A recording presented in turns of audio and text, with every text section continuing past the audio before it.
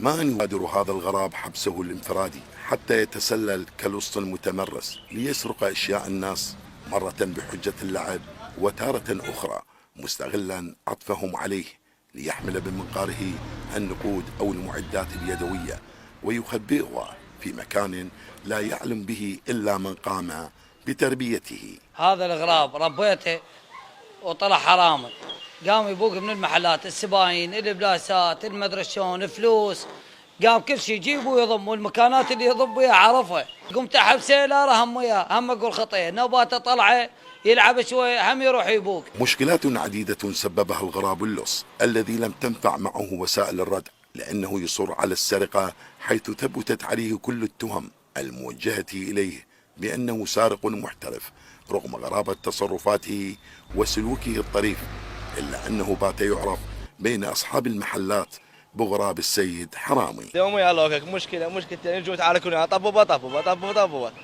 فردنا باخر شيء من العفو انطب جو تركي، هو يجيب ويضم دراجه يبوق غلاظه، واحد فاتح شيء يبوق غلاظه، اسبانيا ماكو، يتبسط ماكو فائده، اي شيء يوقع من عندنا ياخذه يبوق، يعني اي يطب للمحل يبوق، فلوس ياخذ كل شيء ياخذ عليه.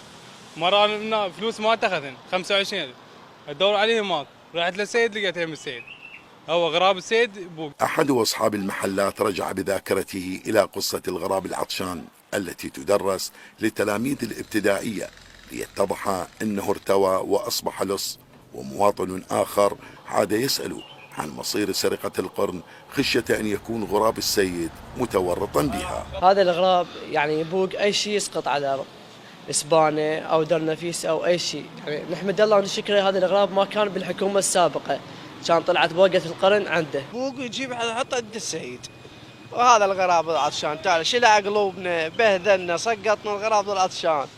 يابا المعلم يبلش بينا سقطنا السقط، غراب العطشان غراب وهذا الغراب العطشان شوفه حرامي. تهم كثيرة وجهت وشكاوى عديدة قدمت بحق الغراب السارق، ولم يتخذ بحقه أي قرار عقابي ليستمر في نهب أموال جيرانه مستغلا شعار من أمن العقاب أساء الأدب. من الديوانية محمد إسماعيل، آي نيوز.